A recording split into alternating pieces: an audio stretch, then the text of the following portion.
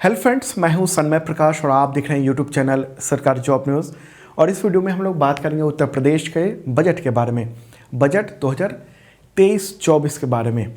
ठीक है, एमसीक्यू है, विद नोट्स है, ज़रूरी आपके एग्जामिनेशन के लिए। और उत्तर प्रदेश का जो पीसीएस एग्जामिनेशन है यूपी पीएससी का, उसके लिए नोटिफिकेशन भी जारी हो चुके हैं। तो ये बहुत ही इंपॉर्टेंट है उत्तर प्रदेश के तमाम एग्जामिनेशन जो भी हैं उन सब के लिए। तो पूरा देखते रहिए इसे, ओके। और आपको बता दूँ शुरू करने से पहले कि आप मेंबरशिप प्लान भी ले सकते हैं सरकारी जॉब न्यूज़ का ऐप का, और उसमें करंट अफेयर्स की शानदार तैयारी कराई जाती है आपको। इसमें क्या क्या मिलता है, 1 ईयर का मेंबरशिप है, 1 साल का, और उसके ज़रिए आपको करंट अफेयर्स का जो पीडीएफ है वो मिलता है, वीकली, मंथली, क्वार्टरली, ईयरली। इसके अलावा मॉक टेस्ट है, वीकली मॉक टेस्ट और monthly mock test current affairs का, और टेस्ट सीरीज़ है तमाम तरह के एग्जामिनेशन के लिए। और बुक्स पे छूट भी मिलती है मेंबरशिप के जरिए। 50% का डिस्काउंट चल रहा है आपके एग्जामिनेशन के लिए। डिस्क्रिप्शन चेक कर लेना, आपके बहुत काम आएगा। तो शुरू करते हैं दोस्तों, और बजट से रिलेटेड पहला क्वेश्चन। बजट 2023-24 में उत्तर प्रदेश सरकार ने कितने रुपए के खर्च का लक्ष्य रखा है? आंसर होगा इसका 6.9 लाख करोड़ रुपए। कितने हुए? 6,90,000 करोड़ रुपए। भारी भरकम बजट है, बड़ा राज्य है, देश का सबसे ज़्यादा आबादी वाला राज्य है, तो इतना बड़ा बजट भी है। किसने बजट पेश किया? उत्तर प्रदेश के वित्त मंत्री हैं सुरेश खन्ना, उन्होंने ये बजट पेश किया है। मुख्यमंत्री कौन है उत्तर प्रदेश के? योगी आदित्यनाथ। ठीक है, तो ये जो बजट है इसके बारे में बताऊं कि टोटल बजट इस साल का हो गया 6.9 लाख करोड़। अगर बात होगी पिछले साल का कितना बजट था, यानी 2022-23 फाइनेंशियल ईयर का, तो 6.15 लाख करोड़ का था। इस बार कितना ज़्यादा बजट है पिछली बार की तुलना में? तो 75,000 करोड़ रुपए का ज़्यादा बजट है 2023-24 का। ओके, अब देखते हैं इनकम का लक्ष्य क्या रखा गया है इस बजट में। तो इनकम का लक्ष्य खर्च से कम है, 6.83 लाख करोड़ रुपए का, यानी ये घाटे का बजट माना जा रहा है।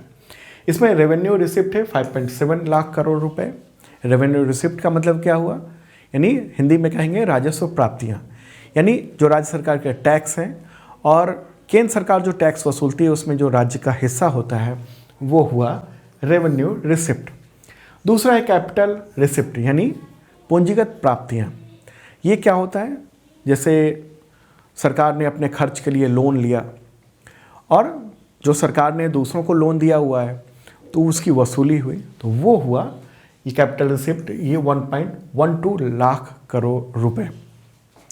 अब सवाल ये है कि रुपया आएगा कहाँ से, कैसे आएगा? तो वो भी आपको चार्ट के थ्रू बताते हैं। सबसे ज़्यादा जो यहाँ पर रुपया आ रहा है वो है 38%, ये राज्य का जो अपना टैक्स है उसके जरिए। ओके, सबसे ज़्यादा। दूसरा जो इनकम का जरिया है वो है केंद्रीय कर में राज्य का जो अंश है वो। केंद्रीय कर में राज्य का अंश का मतलब क्या हुआ? जैसे जीएसटी होता है ना, जीएसटी जो लिया जाता है तो उसमें आधा हिस्सा राज्य सरकार के पास जाता है और आधा हिस्सा केंद्र सरकार के पास जाता है।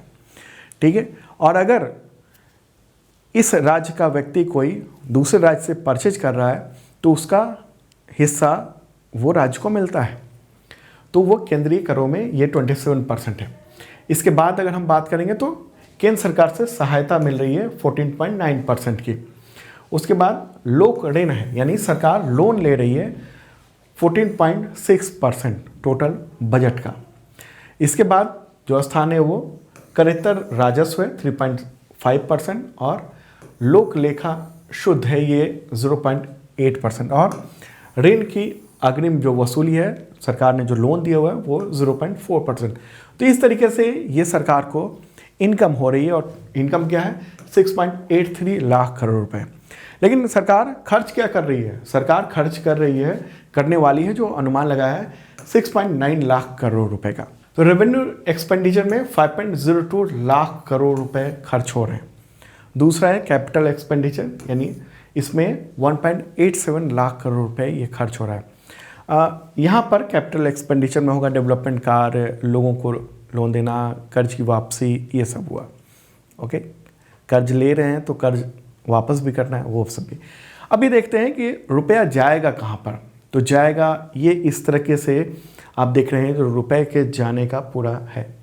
इसमें सबसे ज़्यादा जो है पूंजीगत परिव्यय है, यानी खर्च है 21.7% टोटल इतने के बजट का, इस बजट का। इसके बाद जो स्थान आता है वो क्या है, तो वो है 13.3% जो अन्य राजस्व व्यय हैं। पेंशन में 12.1% खर्च होगा। वेतन जो सरकारी कर्मचारी हैं उनके लिए 12.7% खर्च हो रहा है। वेतन सहायता प्राप्त संस्थाएं हैं उन पर 11.7% खर्च हो रहा है। और जो ब्याज हैं, यानी जो कर्ज लिया है उसके ब्याज भी देने हैं, तो 7.4% वो हिस्सा चला जाएगा। सहायता अनुदान जो दिया जाएगा लोगों को वो 9.2% होगा। सब्सिडी में 3.9% खर्च होगा। और स्थानीय निकायों को जो अनुदान दिया जाएगा वो है 3.5%। तो इस तरीके से ये रकम खर्च होगी, वो आपने देखा। ठीक है, तो इस तरीके से हम देख रहे हैं कि ये जो बजट में ये तो इनकम है और ये खर्च है।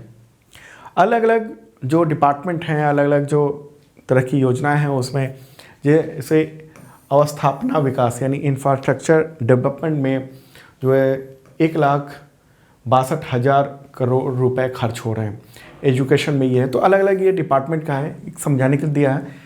हालांकि ऐसा क्वेश्चन आता नहीं है कि किस डिपार्टमेंट को दिया गया है। मेनली क्वेश्चन जो आता है वो इसी सब से आता है कि कितना इनकम है, कितना एक्सपेंडिचर है। और अगला क्वेश्चन है वो भी इम्पॉर्टेंट है। क्वेश्चन होगा, उत्तर प्रदेश सरकार ने बजट 2023-24 में राज्य के राजकोषीय घाटे यानी फिस्कल डिफिसिट, उसका लक्ष्य जीएसडीपी का कितना प्रतिशत रखा है। जीएसडीपी का फुल फॉर्म क्या हुआ यहाँ पर, ग्रॉस स्टेट डोमेस्टिक प्रोडक्ट, सकल राज्य घरेलू उत्पाद। जैसे केंद्र सरकार में यानी केंद्र में जीडीपी कहते हैं, तो ये राज्य में इसको जीएसडीपी कहते हैं। ठीक है, तो इसका आंसर क्या होगा, आंसर होगा 4%। ठीक है, अगर हम कहेंगे कितना घाटा है अगर रुपए में, तो वो है 84,883 करोड़ रुपीस का घाटा है। ठीक है, जीएसडीपी का 4%। ओके, तो ये क्वेश्चन इस तरह से भी आ सकता है।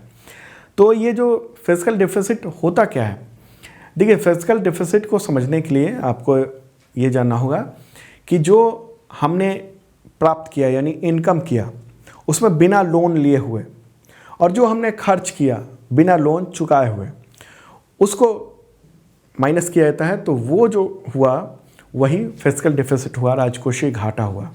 तो जीएसडीपी का 4% जो है ना वो राजकोषीय घाटा होने की का अनुमान है, इस बजट में बताया गया है। आगे बढ़ते हैं, अगला क्वेश्चन लेते हैं।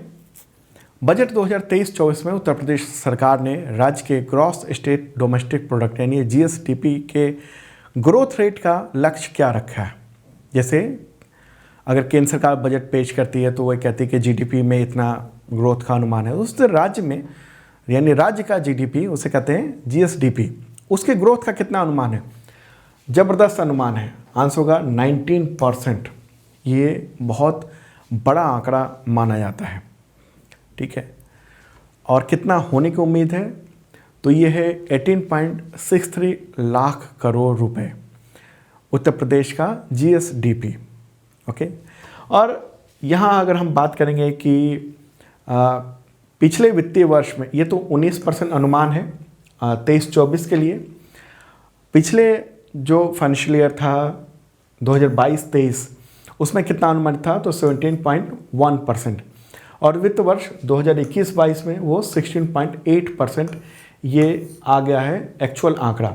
ये दोनों तो अनुमानित हैं, तो ये आंकड़ा हो सकता है कि आप अगर अगले साल देखेंगे तो ये आंकड़ा चेंज भी हो सकता है, ये फिक्स है। ठीक है, और हाँ यहाँ पर आपको बताऊं कि देश की जीडीपी में उत्तर प्रदेश का योगदान कितना है, 8% से भी ज़्यादा है। जो ग्लोबल जो रिसेशन है, जो वैश्विक मंदी का माहौल है, उसमें उत्तर प्रदेश की अर्थव्यवस्था का जो विकास दर है वो बहुत ही उत्साहजनक बताया जा रहा है। 19% ये बहुत बड़ी बात है। अगला क्वेश्चन लेते हैं। उत्तर प्रदेश के वित्त मंत्री ने बजट 2023-24 के भाषण के दौरान वित्त वर्ष 2021-22 में सकल राज्य घरेलू उत्पाद यानी जीएसडीपी की वृद्धि कितनी बताई? तो मैंने इससे पहले भी बताया था आपको, ये है 16.8%।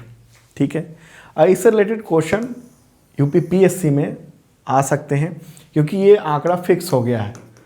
ओके, ये देख लिया गया कि इतना ही आया है। बाकी जो आंकड़े हैं ना यहाँ पर, ये वाले, ये अनुमानित हैं। ठीक है, और अब देख लेते हैं जो कुछ घोषणाएं, योजनाएं, उन सब के बारे में जो बताया गया है वो सब। तो जैसे झांसी लिंक एक्सप्रेस वे के लिए 150 करोड़ रुपए, चित्रकूट लिंक एक्सप्रेस वे के लिए 85 करोड़ रुपए देने की बात है। बुंदेलखंड एक्सप्रेस वे के साथ डिफेंस कॉरिडोर के लिए 550 करोड़ रुपए, गोरखपुर लिंक एक्सप्रेस वे के लिए दोनों ओर औद्योगिक गलियारे के लिए 200 करोड़ रुपए, पूर्वांचल एक्सप्रेस और बुंदेलखंड एक्सप्रेस वे के किनारे 6 औद्योगिक निर्माण ये होंगे। ODOP यानी वन डिस्ट्रिक्ट वन प्रोडक्ट, उसके लिए 200 करोड़ रुपए जारी किए जा रहे हैं। PM मित्र टेक्सटाइल पार्क के लिए 20 करोड़ रुपए, MSME नीति के लिए 100 करोड़, उत्तर प्रदेश सेवा क्षेत्र नीति के लिए 1 करोड़ रुपए। तो ऐसे कुछ इम्पॉर्टेंट ये सब भी बातें हैं। तो दोस्तों ये था इम्पॉर्टेंट करंट अफेयर्स। कैसा लगा कमेंट बॉक्स में आप बता सकते हैं। ओके, और कल फिर मिलेंगे ताज़ा तरीन जो कंटेंट है करंट अफेयर्स का, उसके साथ। हमारी कोशिश रहती है कि पूरी बात आपको समझ में आ जाए। ठीक है, करंट अफेयर्स की, और मेंबरशिप आपके लिए है। इस वीडियो के डिस्क्रिप्शन में चेक कर लेना। अब मिलते हैं कल।